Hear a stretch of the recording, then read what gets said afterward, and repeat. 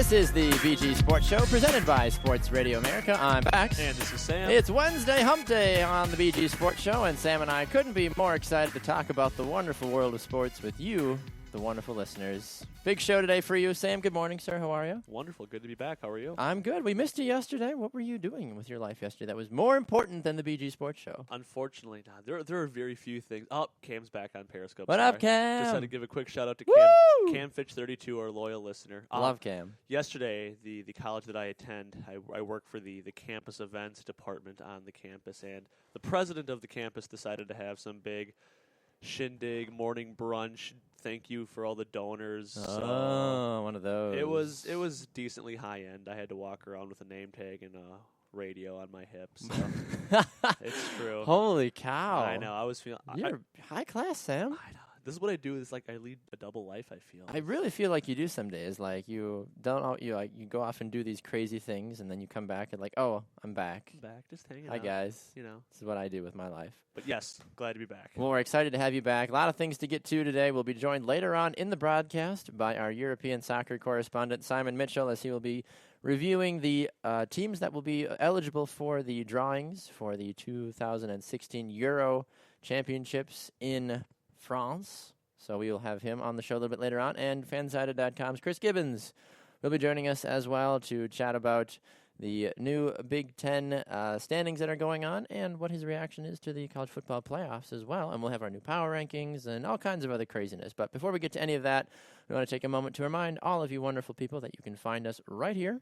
on Spreaker.com from 7 to 8 a.m. Central, live and also on Periscope. Good morning, everybody on Periscope. Great to see all of you. We had a ton of Periscope engagement yesterday, Sam. I'm sorry that you missed it. Typical. The one day I'm not here. Right? No, it was good though. Hi, Mikey B, 1977, and Cam. Well, we already said hi to you, Cam. Cam, is that a Duke emoji that you have? I couldn't even tell what that was. Don't ask. It's Cam. Yeah, for Cam, I try not to ask too many questions. I don't want to say some of those things on the air. Anyway, you can also get us right here on sportsradioamerica.com from 11 to 1 p.m. Central Time and on demand on iHeartRadio, iTunes, and on Spreaker.com. And you can find us on social media. We are on Facebook at The BG Sports Show, Instagram at BG Sports Show, and then we are on Twitter at BG Sports Show, at Baxter Colbert, and I am at Samuel_Wallace 2. All right. Well, a lot of good things to get to on the program today. But the first thing that we want to do that I feel like at this point in the season, Sam, is always a lot of fun to do is playing the what if situation. There it is. Of if the playoffs started today. Playoffs? I know the playoffs. We keep talking about the playoffs. Playoffs? It's okay to talk about the playoffs. It is. I think at this point now, we're 9 games in, we can start talking about If playoffs. we don't know about it at this point, I don't know when we're ever going to know, honestly. So, like you mentioned, at this point, it's time to start talking about it. We are 10 weeks through the regular season. We're over the halfway point. We are. We're halfway there. Whoa, we're living on a prayer. So we need to look. But do you want to answer that question on Periscope first? See, why is Aaron Rodgers sucking lately? He killed in my fantasy 2 weeks in a row. Yeah, that's a good question. I unfortunately don't have an answer. Nobody in Green Bay really has an answer for you, unfortunately. When you have such a raw talent that Aaron Rodgers is, and he's just been so good lately that we, as Packer fans, have just become so accustomed to a dominant Aaron Rodgers just finding ways to get the ball to the receiver's hands and things like that. Yeah, maybe he's showing some mere mortalness like the rest of us. Maybe he's not as godlike as people have portrayed him to be. I think he'll still be okay. You know, he's kind of at that pinnacle of his career right now. And Agreed. I don't think he's going to be going on the backside, the downside of his career for several years yet. I think he'll continue to play at this very high level for a number of years yet. But that's why they play the game. Exactly. That's why they play the game. As Captain Obvious Sam checking in for the day. To answer that question also, I think it's realistically Aaron Rodgers. The defenses have finally done a good job in the NFL of figuring out what it takes to irritate Aaron Rodgers. Mm-hmm. And that is why they've had so much success against him. Even, you saw a team even like Detroit. They got consistent pressure on Aaron Rodgers, the team that usually doesn't have a pass rush. And they found great opportunities to exploit him and have him not. I mean, it was the worst 31 completion day I think, of Rodgers' life. Yeah, well, you said 31 completions, but when there's like 60 attempts in there, that's... Exactly. Yeah. That's kind of what I heard, too, about Devontae Adams. It was the worst 10-catch performance of his career because he didn't contest for any ball that was thrown his way. 21 targets. Anyway, so back to the topic at hand. Thank you for the question, though. If you guys do have other questions about the NFL or sports in general that you want us to try to answer on there, we'll do our best to get to them, depending on what the questions are and if they're appropriate as well. So let's take a look at if the playoffs started today. Sam, looking over in the AFC, it would be New England and Cincinnati with the first-round byes, and then Denver would grab the 3rd seed, Indy the 4th, Pittsburgh the 5th, and Buffalo the 6th seed. So the wild card rounds would be Buffalo going to Denver and Pittsburgh going to Indianapolis. Who wins those games, Sam? I think Pittsburgh defeating Indianapolis, in my opinion, is a no-brainer at this point, Agreed. Especially with a healthy Ben Roethlisberger.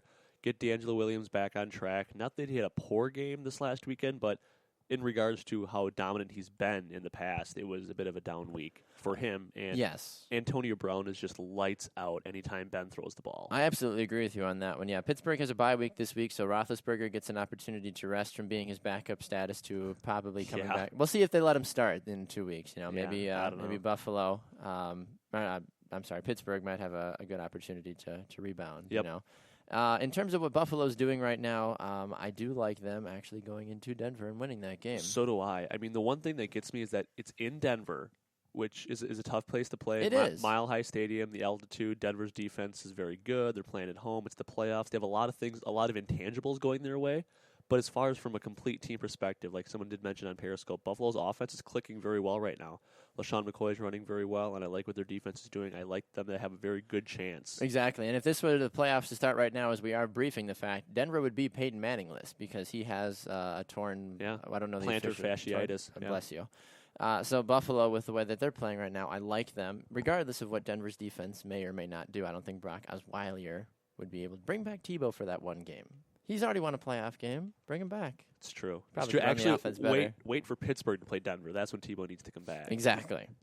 So we look at it that way. So are we both agreeing that Buffalo wins and Pittsburgh wins? Correct. So Buffalo would then go to New England for an AFC East divisional showdown in the playoffs, and Pittsburgh would go to Cincinnati for an AFC North showdown. I'm going with the Patriots, and I'm going with the Steelers again. Okay. Yeah, I don't really feel Buffalo's... I mean, it's going to be great that Buffalo maybe wins that opening round, but... That's about it for Buffalo. That's where the train stops for Buffalo for me.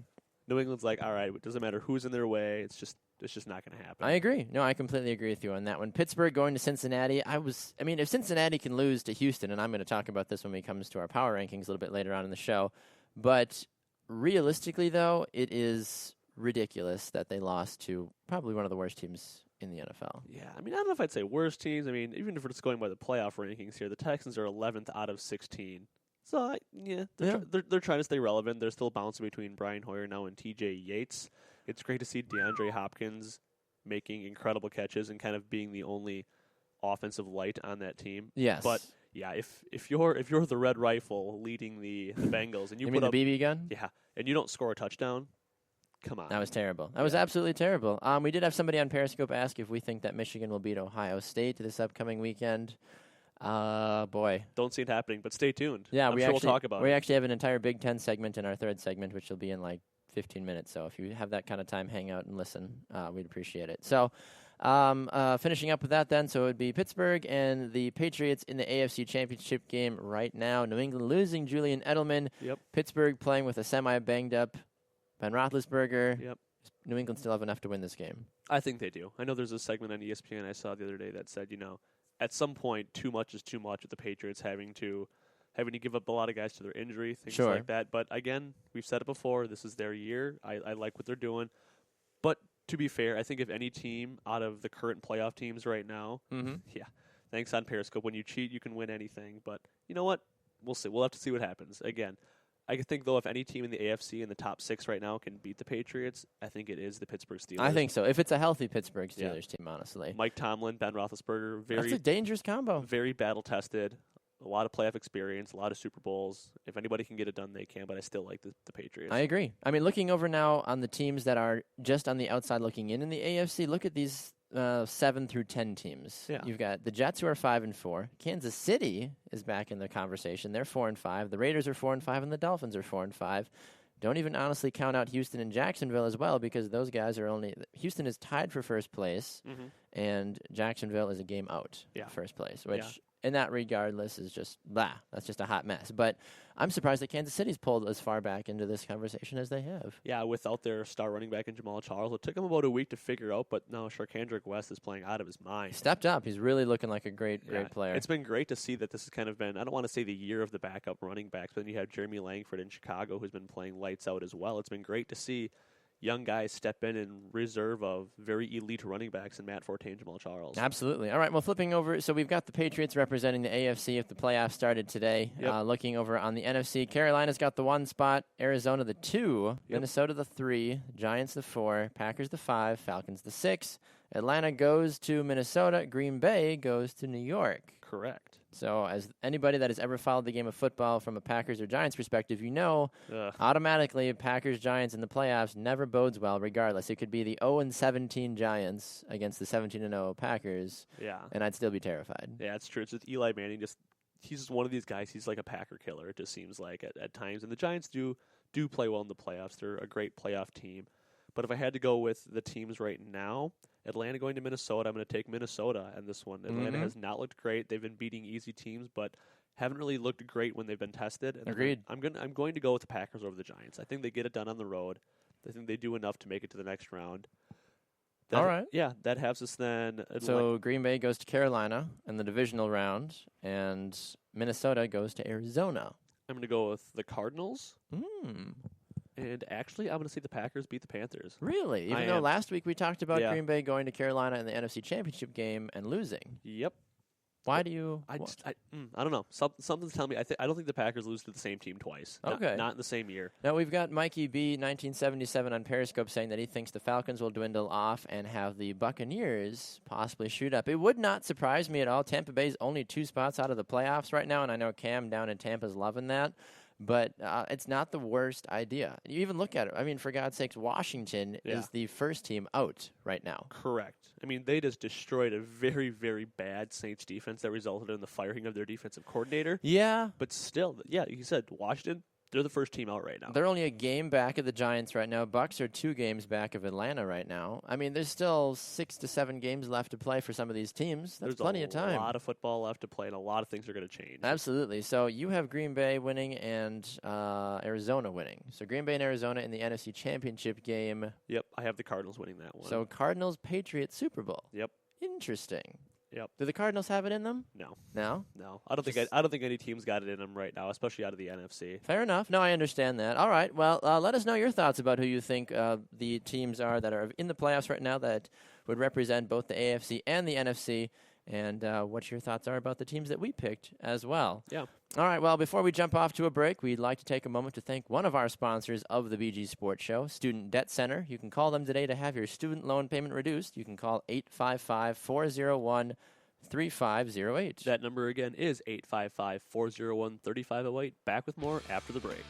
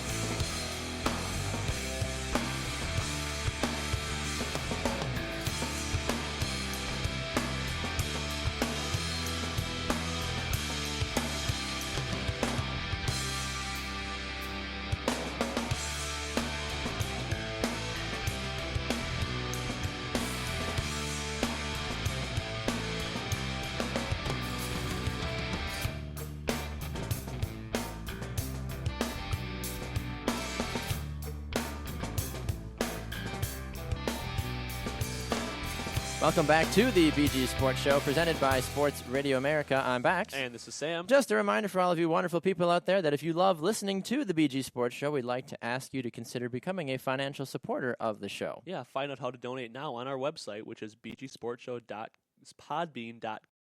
Click on Becoming a Patron button in the top right corner. Thanks for your support, and remember that it is bgsportshow.podbean.com. All right, Sam. Well, it is time to look at the college football world and see what is going on with the new standings. Although, they're not really new. Yeah, not. They're new, but they're not new because, it's the same top 4 teams. But, It is. I mean, it's a little different order, I guess. Go Iowa. Yeah, right. Iowa doing everything that they can to stay relevant right now. But the top 4 is out. Clemson at 1, Alabama 2, Ohio State 3, Notre Dame 4. Yep. Iowa, Oklahoma State, Oklahoma, and Florida, first 4 out. Man, the Big 12's making a push. I mean, the Big 12, between Oklahoma State and Oklahoma, they jumped 7 spots total in the rankings to come up to 6 and 7 overall here. That's been exciting. It's too bad that Baylor had to drop off, and I mean, they pretty much just shot any playoff hopes they have now for the rest of the year, and they were so dominant for so long. They were a lot of fun to watch because they were so high scoring. Oh, absolutely. Yeah, I mean, Baylor is such a great program, but now that they've dropped 4 spots, I mean, rounding out the top 10, it's Michigan State at 9 and Baylor at 10. We saw Michigan State finally edge away from Michigan now, even though Michigan is up 2 spots. They still had a pretty big, they didn't go up as high as Michigan State did. We do have a few people here on Periscope saying that they think Notre Dame will choke. Florida will definitely lose one. I agree. I don't think Florida's got the talent this season to last very long. I wouldn't be surprised if Boston College grabbed an upset victory over Notre Dame this weekend, though, Sam. I could see that. I mean, I could see a little bit of something happening, but a point I wanted to make is it's almost too bad sometimes with the college football playoff scenario is a lot of times it's not if you lose, it's when. Exactly. You know, a lot of these teams could have had their, a one loss, like, Alabama or Notre Dame or even Oklahoma, Oklahoma State or Baylor. They could have had their one loss a lot earlier in the year. No one really would have batted an eye. But the fact that it came this late in the game, it's like, well, how for real are you? It's like, all right. I mean, like, I get it, but come on. Oh, I agree. No, I completely agree. I mean, it's tough. That was the question that was being asked about LSU as well. I mean, look at LSU dropped 6 spots in the rankings this week. Yeah. 6 spots. I mean, this was a team that was in the top 4 just 2 weeks ago. Yep. And once they lost to Alabama, they would just continue to see this drop of production from the team. Leonard Fournette still hasn't figured out how to play football again after I think he still has nightmares of Alabama, honestly. Spiraling out of control, yeah. It is. And it's always interesting, though, to compare, Sam, to what the other teams the other polls are doing. Yeah. So if you look at the AP Top 25, Clemson is 1, Ohio State 2, Alabama 3, and Oklahoma State is 4. Yeah. What are your thoughts about that? I mean, I could see Oklahoma State sliding in there due to just the dominating season they've had. They're 10-0. They're the third undefeated team in the top 4. I still think you have to give Alabama their token spot, even though they do have a loss this season. Notre Dame drops out. Yeah, I still find a hard time finding them to be legitimate. I've mentioned this before in the air, but they don't play in a conference. They going independent is always a tough route because it is. Yes, you have to go out and schedule your own games. You do have the liberty to schedule, yeah. You do have the liberty, if Notre Dame just said, we're going to play top 10 teams every year until we figure this out. Yes. Like that wouldn't be a bad thing for them, but there's always going to be that talk about, well, you don't play in a power conference, you don't play these great, perennial contenders year after year. Yes, they're good. I mean, I can see, Iowa then drops to number 6 as opposed to number 5 in the college playoff poll, but yeah, a little bit of moving and shaking, but no, I agree. So people keep popping up here on Periscope and saying that Ohio State needs to lose, Michigan and Michigan State are going to beat them. Is that going to happen from what you've seen so far with Ohio State? I just have a hard time really believing that. Maybe one game, maybe. Yeah. But I don't know if they're going to lose both games, honestly. Yeah, I don't know. Well, it's a good thing we have a Big Ten Michigan expert coming on in the next segment, so he'll be able to answer that question for those people asking a lot better than I'll be able to. Exactly. No, I completely agree with you on that one. So if the playoffs started today, Sam, you have Notre Dame, Clemson, Ohio State, Alabama, a little flip-floppy there. A little bit. Notre Dame and Clemson, I think Clemson steamrolls Notre Dame. I think Notre Dame, the Tigers, are just going to walk all over. I agree. I think at this point, if these are the 4 teams, as long as Clemson doesn't as long as Clemson doesn't have to play Alabama or Ohio State in the semifinals, in the first round, they might as well punch their ticket right now. Yeah, I think that's fair. Again, not to punch the ticket too early, but like it's true. I think Clemson will if they don't hurt themselves, if they play mistake-free football, they'll be good. Okay. Yeah, I have Clemson, then I have Alabama in the final game. Alabama over Ohio State. Okay. We have somebody, Cam on Periscope is saying that he's putting money on Alabama to win everything. Not a bad place to put your money. I mean, Clemson has been the dominant team this year, but like we talked about before, Alabama just has that pedigree of winning titles, so we'll see what happens. They do. I mean, Alabama lost to Ole Miss back in week 3, 43-37, which is kind of a crazy game. I mean, at that point, I was like, oh my, maybe this is a not as good Alabama team. But Alabama, though, I mean, they finish out the season against, I don't even know what school this is, CSU, Charleston South. Yeah. Okay. Charleston South has a 0.6% chance of winning this game. Watch it happen. I would lose my mind. A 0.6. A lot of people would. You know what? Watch Alabama lose that game and only fall to the number 4 spot. They probably would. They'd be like, "Oh, it was a fluke game," Keep him in. Everyone, keep him in. Just stop. And then they play Auburn to finish out the year. A very weak Auburn team, as somebody pointed out on Periscope. So yeah, we'll see. Yep. So I mean, Alabama really has a pretty easy route to get in. Honestly, barring every crazy thing that happens. Before we go to a break, though, Sam, I do want to get your thought about this, and I think I've asked you about this in the past before. Probably. Do you think that there is an SEC bias in the media? Do you think people just love talking about the SEC?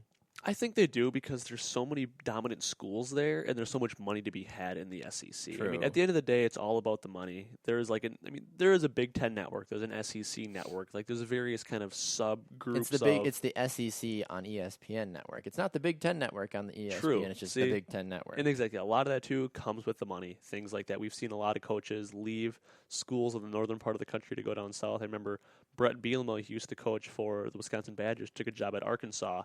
In the SEC for Arkansas, not a bad SEC team, No. kind of middle of the road every year. They've actually been playing really well the last couple of weeks. They are. They're 6-4 right now. But he took a job with a lot more money down there, and where there's money, there's going to be a lot more media. I think that's just kind of the nature of the game. Okay, interesting. Yeah, I mean, we have a little bit of controversy back and forth here. Mikey B 1977 says the SEC is overrated. I'd agree with you to an extent. I just think that the players that are at the SEC coaches' disposal are just a higher level of players.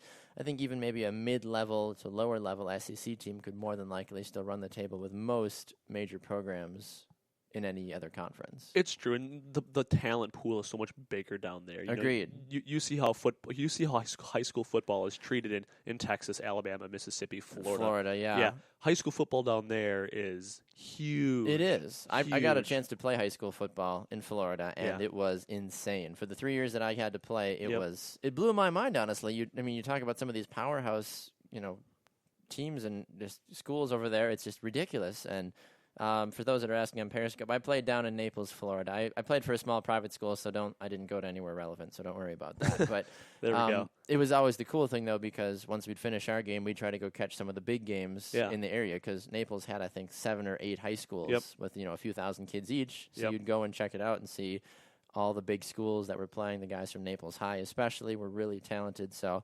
it was interesting to see just how big, because they'd get 3,000 to 6,000 people at a high school game every week. Didn't matter who they were playing. People loved high school football down there. That's crazy.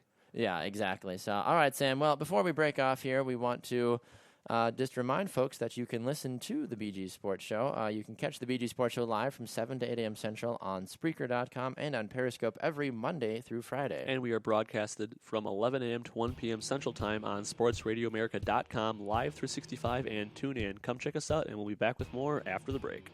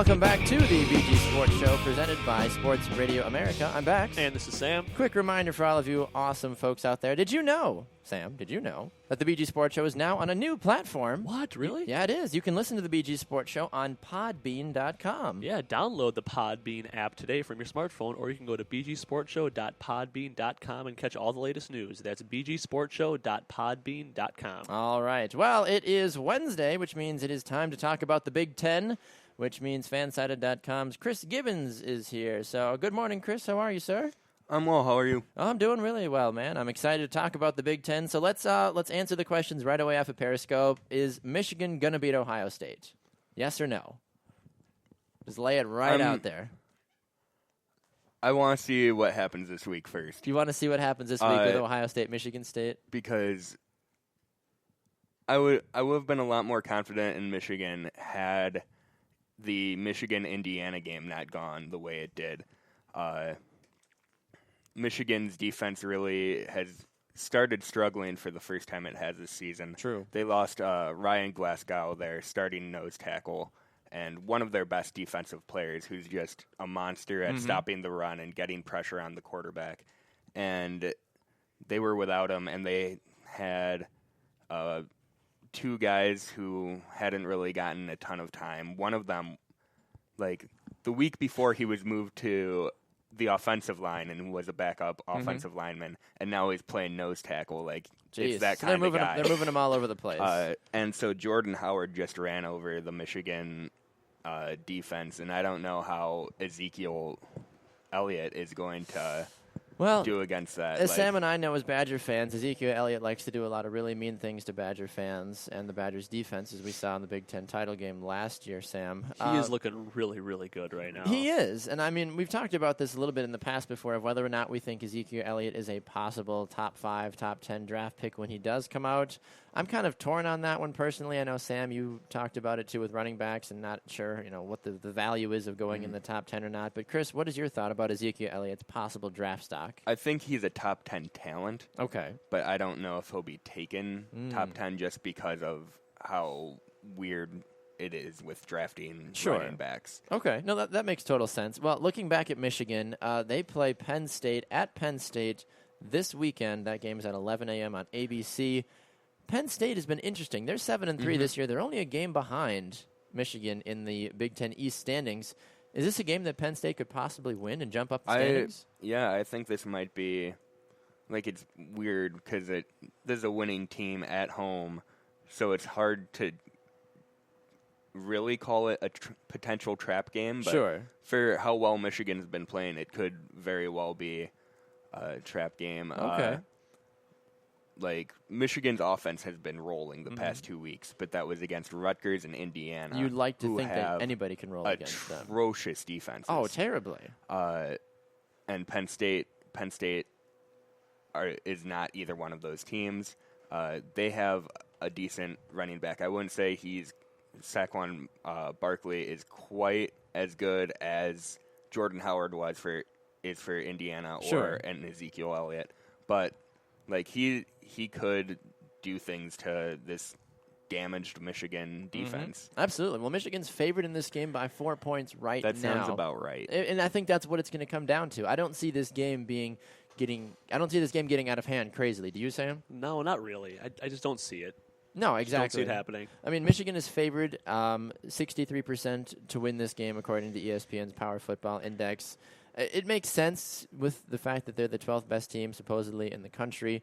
I'm curious about that as well for you, Chris. Do you think that ranking of 12 right now is an accurate depiction of what Michigan is producing right now?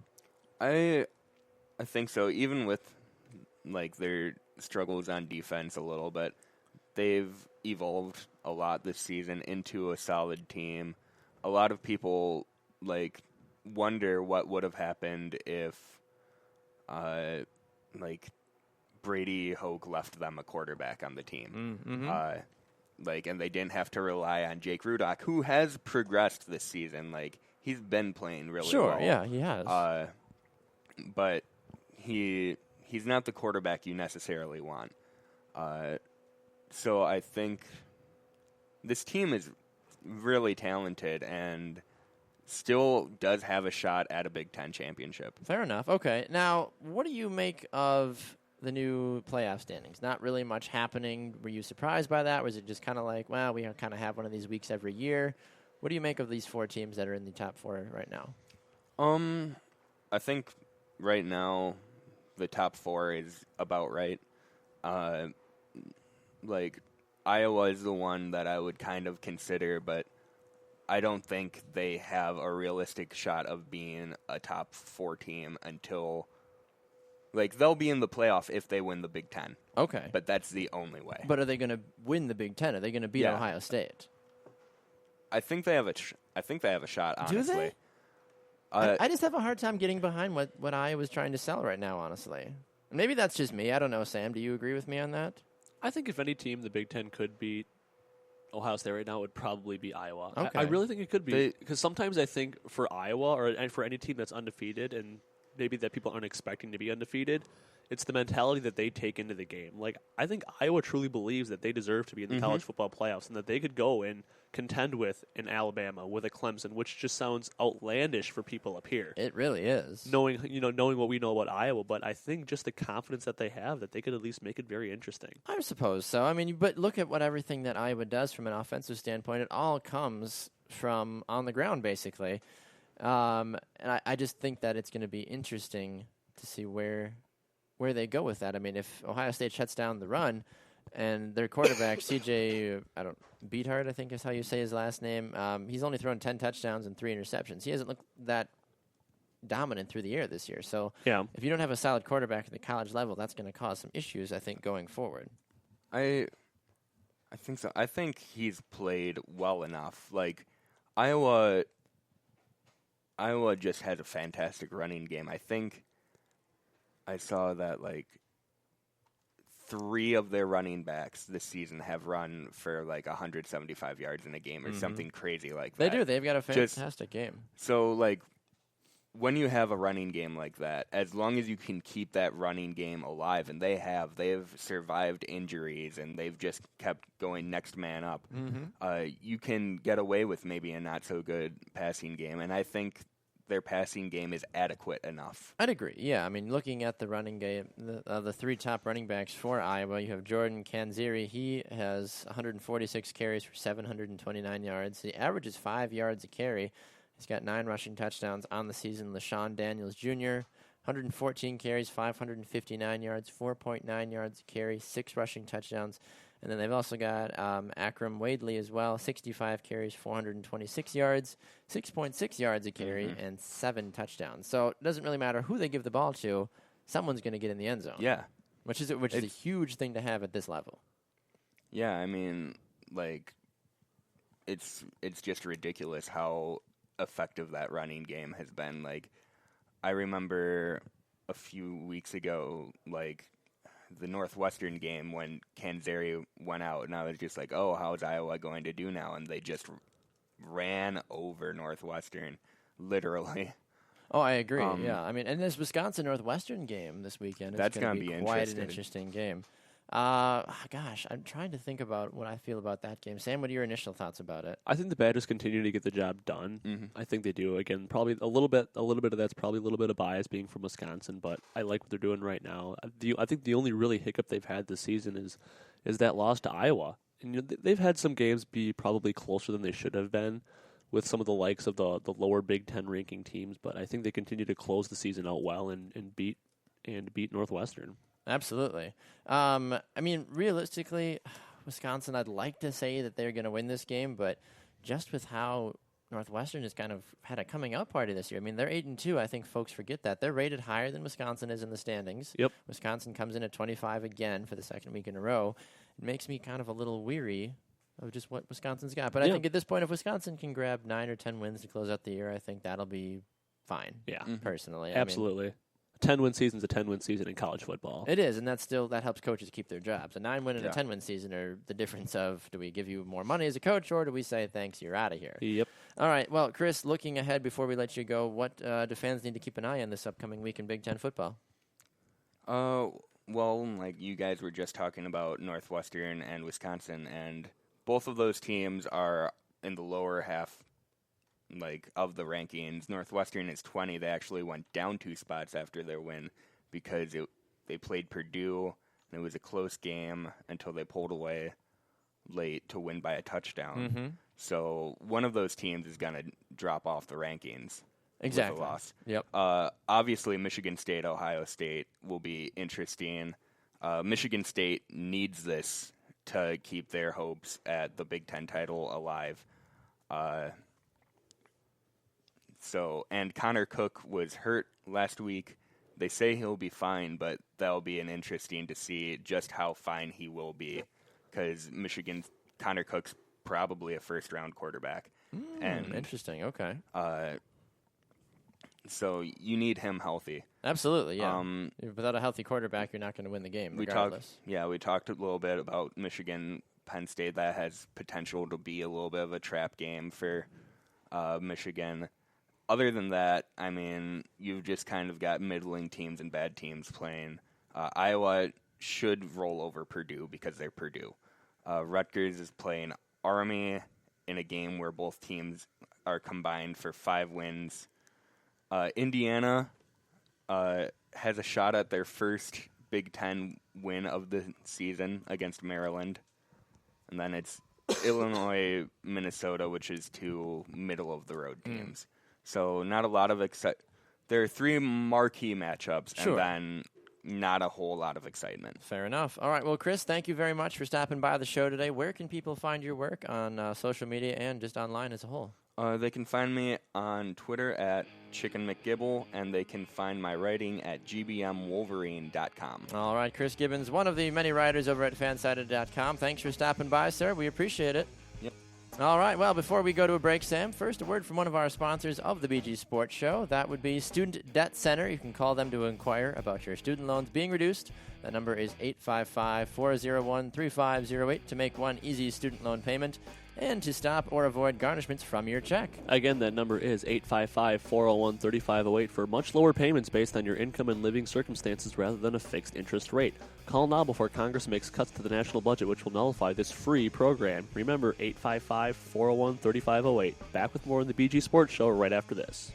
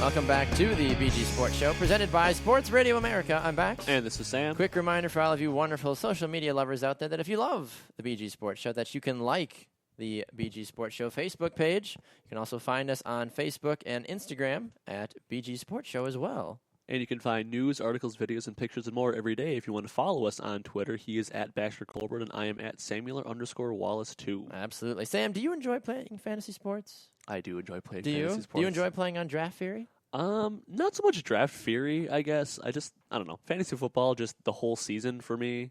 That's where it's at. Fair enough. Well, if you, the listener, loves playing fantasy sports, you can join Sam and I on drafttheory.com this week. That's drafttheory.com. You can sign up today for free and have your first deposit matched up to $1,000 when you use the promo code BAX. That's BAX on drafttheory.com. Yeah, join us as we host an NFL Pick'em game this week. You can find all the details on our Facebook page or on drafttheory.com. Absolutely. A quick recap from how I did on Draft Theory this last week. We had 10 people play, so thank you for all 10 of you that ended up playing.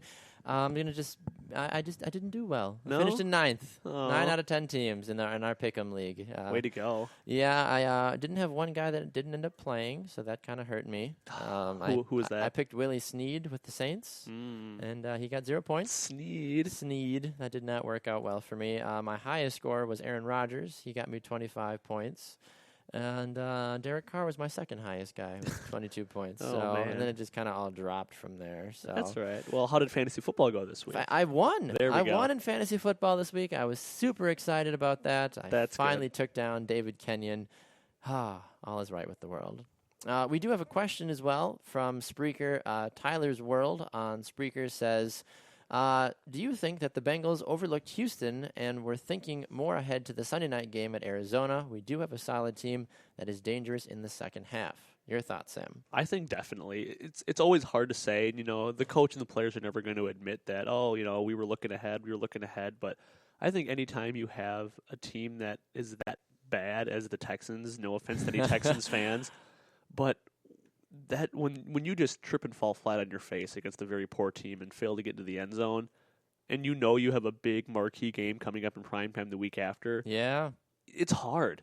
It is. It absolutely is. Hey, there it is. That's Roman_281. That was the Texans fan yesterday that was jumping on. So great to have you back, Roman. Glad that you're tuning in. He was the man that came up with the Colin Kaepernick to Texans theory. Interesting. Yeah, I'm glad I missed that yesterday, but I think that's an interesting point, too. I think Colin Kaepernick would be a terrible fit in Houston. Mm-hmm.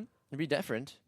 Much different change of pace than what they've had since this point. All right, Sam. Well, it is time. It is Wednesday, so it is time for the new BG Sports Show NFL Power Rankings, as voted on by the BG Sports Show staff. For those of you that want to know, we have 10 different people on the BG Sports Show staff that vote from all over the country. Yep. And last week, it was the Patriots that finished in first place, the Bengals in second, Panthers in third, Broncos fourth, just to give you a glimpse of what our top four looked like last week. I will say that this top four is totally different this week, aside from a little bit. But some new teams jumping into the rankings. I'm a little upset, and I'll get to it when we get there. Movers and shakers. Movers and shakers every week. So who are we have 5 teams that receive votes looking in. Sam, who are those 5? This is, I think, one of the bigger weeks we've had of teams looking in that are receiving votes. I think actually this ties our week 5 matchup of what we had 5 teams looking in. But receiving votes, trying to stay relevant, is the New York Jets with 3 points, the Kansas City Chiefs off their big victory with 2 points, Houston Texans with 2 points, the Giants with 1, and the Falcons with 1. How do the Falcons still get a vote, even though they didn't play a game? I don't know. That was our producer. Oh, that's, what are you going to do? Yeah. I mean, okay, so I need to talk about number 10 right away. Yes, please. So, number 10. You can address this. The number 10 team in our power rankings this week, they haven't been in the power rankings since week 5, like legitly in the power rankings since week 5. That is the Seattle Seahawks. They got 4 total points in the voting this week. What the hell? Why? What? They haven't been in the rankings for 5 weeks. They go on national television, and yes, I understand that they only lost by 7, but they they got destroyed. Their defense, Legion of Boom, gave up a ton of points. They looked awful against the Cardinals. Absolutely awful. And when I first saw this, I'm like, all right, because we have, for those that don't know on the show, we have 2 of our staff members that are in Seattle. They live in Seattle. They do a lot of Seattle work for us. And I'm like, okay, they probably, what are these guys doing? Matt and Chris are voting for the Seahawks. Went and looked. It wasn't them. No. It was neither of them. Neither of them. I was floored. Even they understand. Exactly. They're like, no, we do not support them. We don't condone this. Exactly. So the fact that 2 of our Wisconsin-based staff members voted for the Seahawks. Willingly voted. Blows my mind. I don't understand. No business to be in the top 10, in my opinion. I don't understand. And a lot of this, too, for those of you that are wondering, like, well, why are you guys so surprised, is we just compile the votes. Yeah. We also vote as well, but what the top 10 comes out to, we have no control over. It's not, we ask everyone on our staff to vote, and then we compile it mathematically. I and all sit in that. my little corner on Tuesday night and compile all the votes. Exactly. So Try there's not no bias, there's no ballot box stuffing, none of that jazz. No.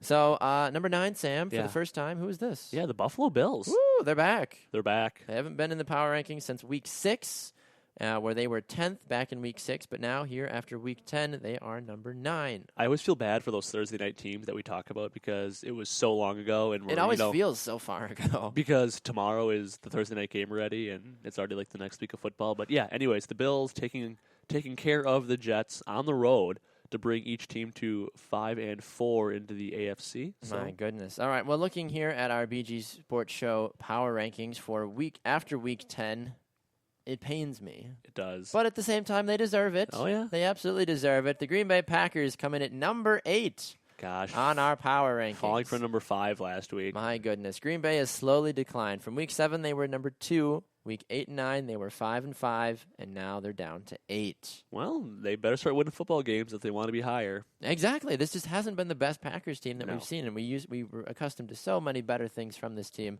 and now they've dropped all the way to 8, and now here they are. Yeah. And they've got so much work to do on this team.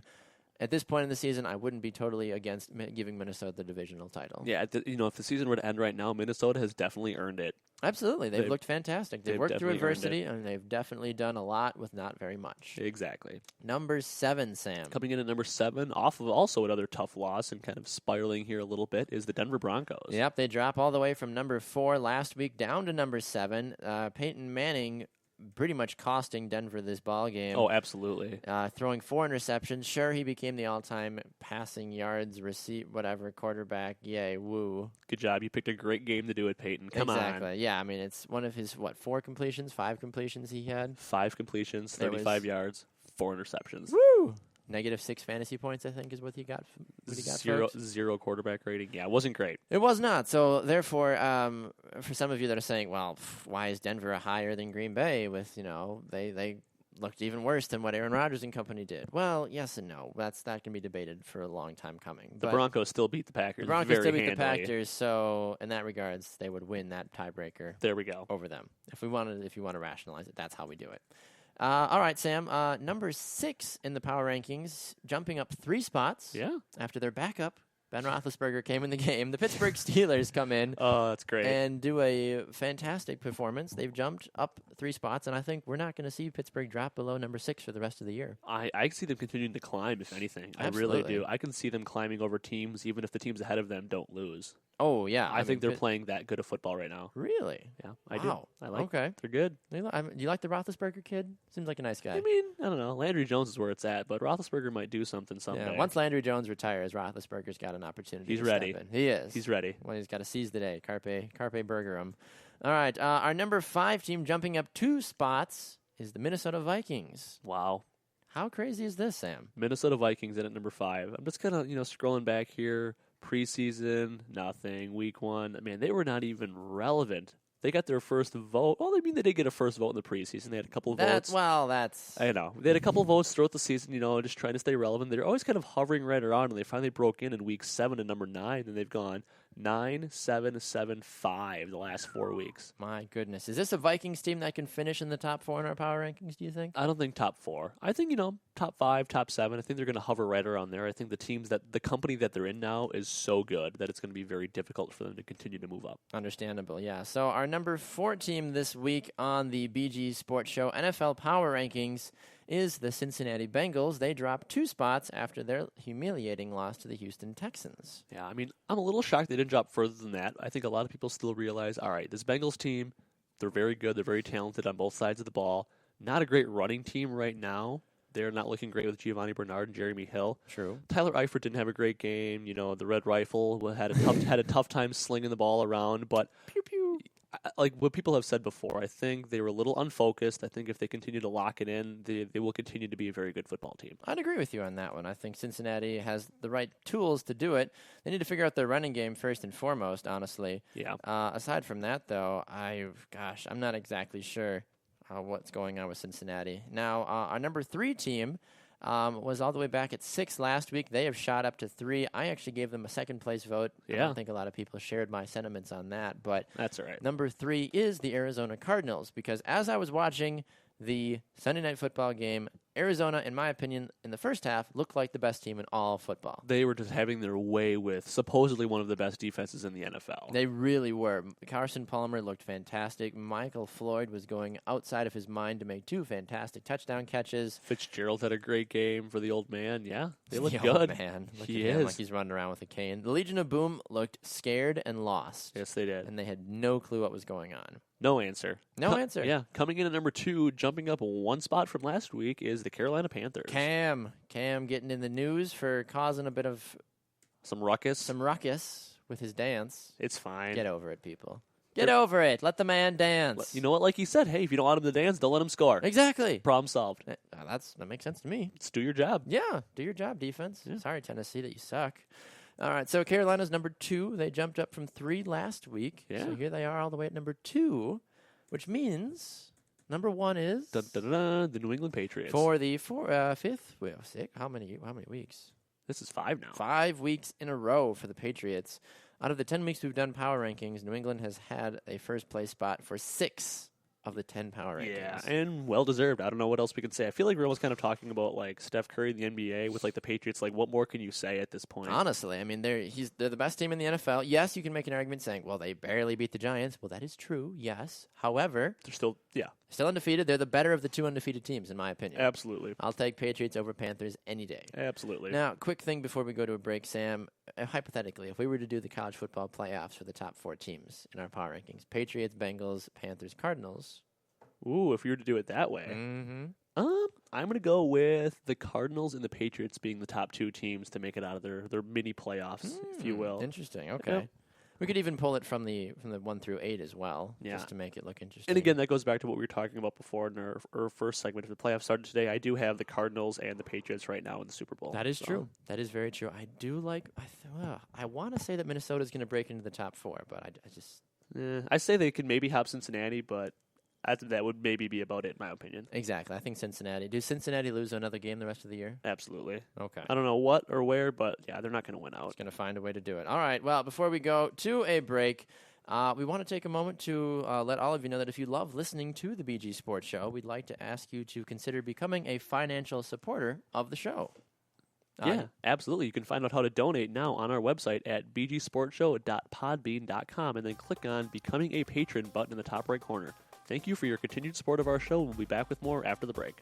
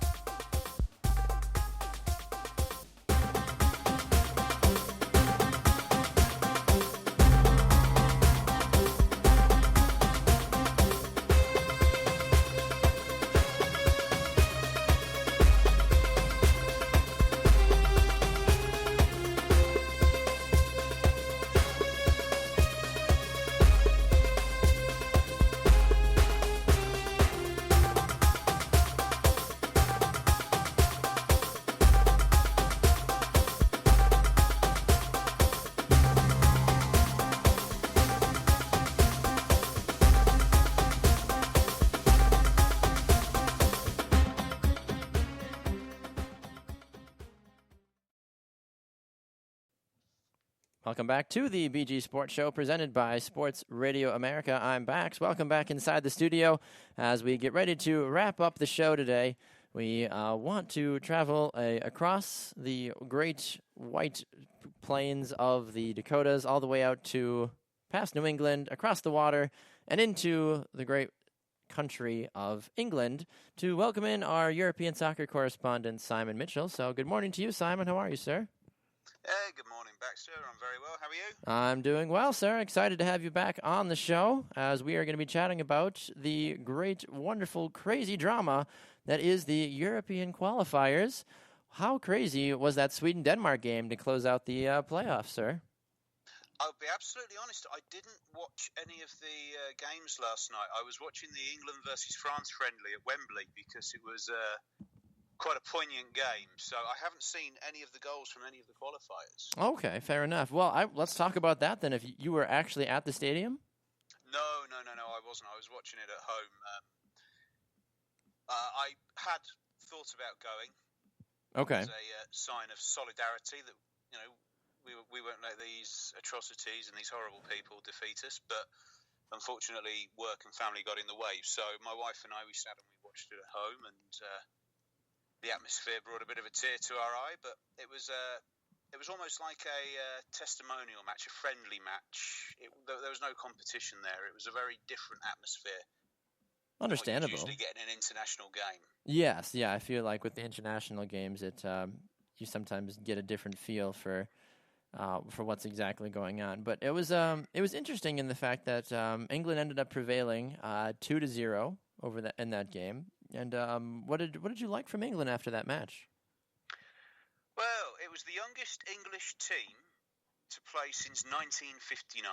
Oh my goodness! So either injury has forced Roy Hodgson to go with youth, or he's decided that youth could be the answer. He started with Harry Kane, Dele Alli and Eric Dyer, who are all playing excellently for Tottenham, of all course, under the age of 22.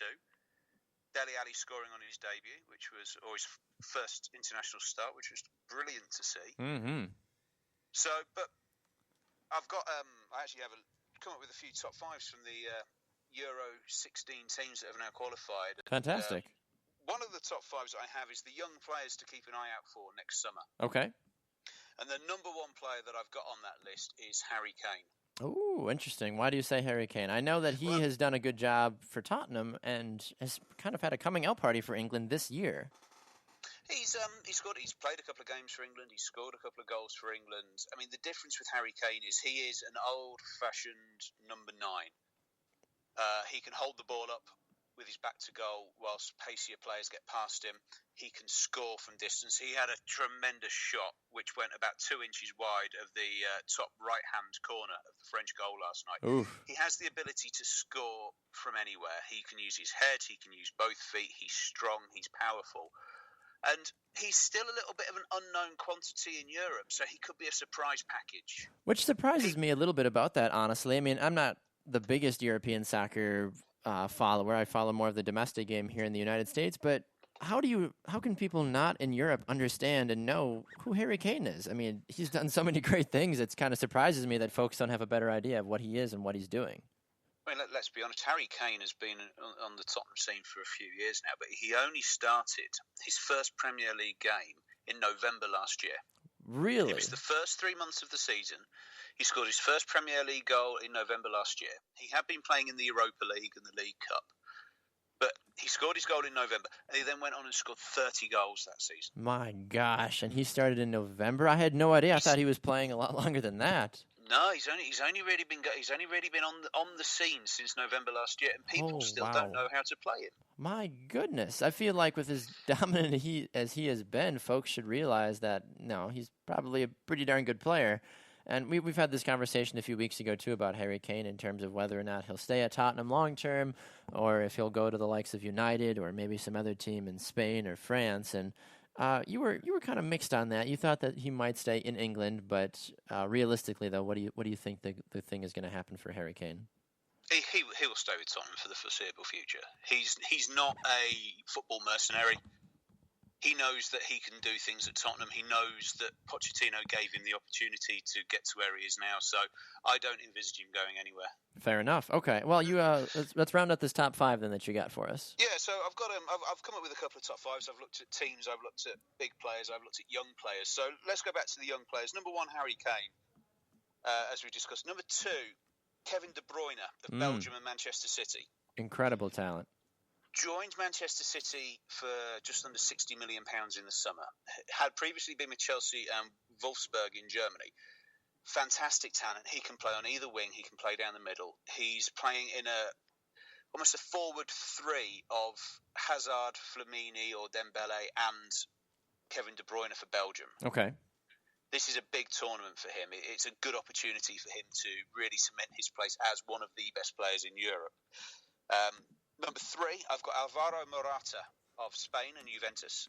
Yes, yep. Formerly of Real Madrid, but now playing regularly for Spain because of the terrible form of Diego Costa. Oh, just atrocious form. I feel like Costa hasn't been that good of a player in probably maybe almost 2 years now.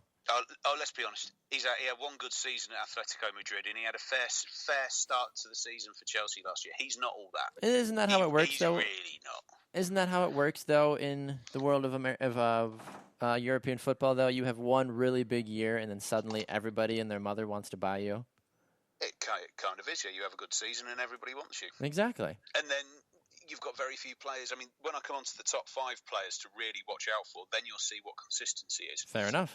But, Morata of Spain and Juventus. I've then got a couple of young players that have been on the scene. They're both playing in Italy, and they're both playing in Milan. You've got Brozovic of Croatia. Now, okay. he is a scheming midfielder. He's big, powerful. He's almost like Luka Modric, but bigger and more powerful with a hell of a shot. Yes. He's currently playing at Inter Milan. He's in his first season outside of Croatia, but he came off the bench in the World Cup in 2014 in the last game that Croatia played in the group. I think it was against Cameroon. Okay. But he is one for the future. He could be a perfect foil for Modric in the Croatian midfield. Fantastic. And then 5th, playing for AC Milan in the same stadium, but the other side of the Milan football dynasty is Matteo De Sciglio, the right back for Italy. Okay. Who's very quickly getting a reputation as one of the best right backs. He's currently keeping Matteo Darmian out of the national side. Darmian, who joined Manchester United in the summer. Yep. So they're my top 5 young players: Harry Kane, Kevin De Bruyne, Alvaro Morata, Brozovic, and Matteo De Sciglio. Holy cow! Okay. So what other top 5s do you have for us? So I have the top 5 teams. This is the top 5 teams that you need to keep an eye out for. Okay. There's 24 teams that have qualified in total. I'm not going to run through them all now. Thank you. But the top 5 teams are in first place, the world champions, the machine, the Germans. Of course. You always have to keep an eye out on the Germans. You have to. Number 2, the hosts, France. Oh, really? Very good youthful squad. A world-class goalkeeper. If Karim Benzema can stay fit and keep his nose out of the newspapers, sure, he will be the focal point. Very good defence, very good midfield. They will be a force to be reckoned with. Number 3, the current number 1 ranked team in the world, the Belgians. Golden generation. Sure. Defence, midfield, attack, they've got it all. 4th place, the one-man band, Portugal. Yeah. Is this Ronaldo's last opportunity to win something with Portugal? Could he usurp Messi by winning a major international trophy? Okay. And then in 5th place, this is my curveball. This is the team I've kept an eye out on all through qualifying. Okay. They are Wales. Really? Well, I guess I'm not surprised because with Gareth Bale and the team that they've got, Aaron Ramsey and company, they've looked pretty good, honestly. They may. I mean, you look at Portugal. Portugal have got nothing but Ronaldo. You look at Sweden; they've got nothing but Ibrahimovic. True. Wales may have Bale, but when you watch Wales play, Bale is part of the team.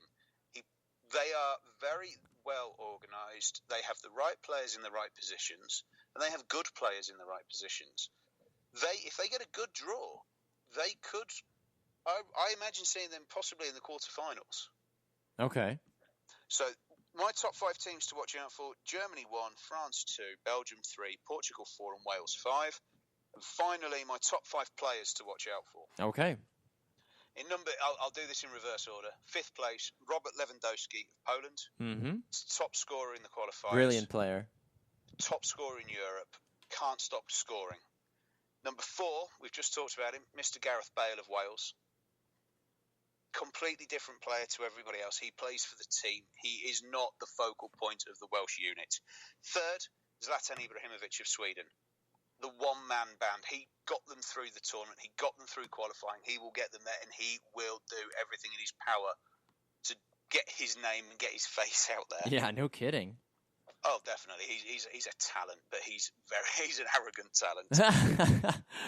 Nothing wrong with that. Second place is the big tournament player. He's been at the World Cup in 2010, the Euros in 2012, the World Cup again in 2014. He's won the World Cup in 2014.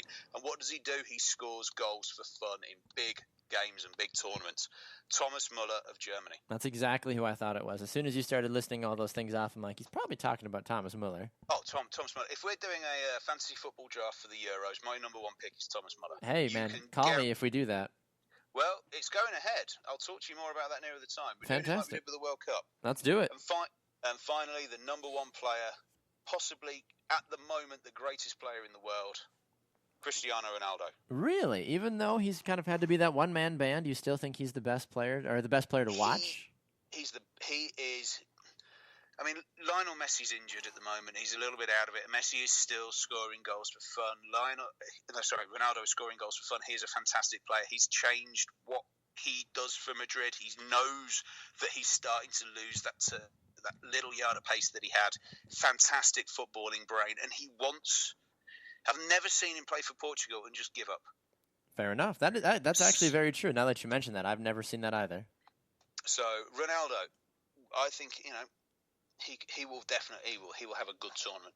Well, fantastic. Well, Simon, thank you so much, sir, for your insights on the Euro 2016, and we look forward to playing some of that fantasy Euro 2016 as well. People can follow you on Twitter at MitchSmash, and we'll look forward to having you on the show hopefully again next week, sir, if it works out. Yeah, of course. Well, I'm always available, and draw for the Euro 16 is on December the 12th, Saturday, December the 12th. Fantastic. Simon Mitchell, sir, always a pleasure. We'll be chatting with you again in the near future. Thank you, Baxter. Have a great day. Thank you. You too, sir. All right, folks, well, another exciting edition of the BG Sports Show is in the bag. Special thanks to Chris Gibbons of Fansided.com, and as you just heard from our European soccer correspondent, Simon Mitchell, as well. My co-host today has been Sam Wallace. I am Baxter Colburn. We'll see all of you again right here again tomorrow from 7 to 8 a.m. Central, right on Spreaker.com and on Periscope. Thank you to everybody on Periscope. That was super interactive today. It was great to see and hear from all of you. Tomorrow is the last show of the week. As like I mentioned previously, I will be out of town on Friday doing some broadcasting for Sports Radio America, so maybe tune in on Friday night or Saturday to listen to the ABA games that will be going on. Myself and our golf guy and basketball resident guy as well, Joe Wolfrath, will be on the call for those games. I am Baxter Colburn. Thank you again for tuning in. We will see all of you again tomorrow. Enjoy the rest of your day, folks. Have a good one.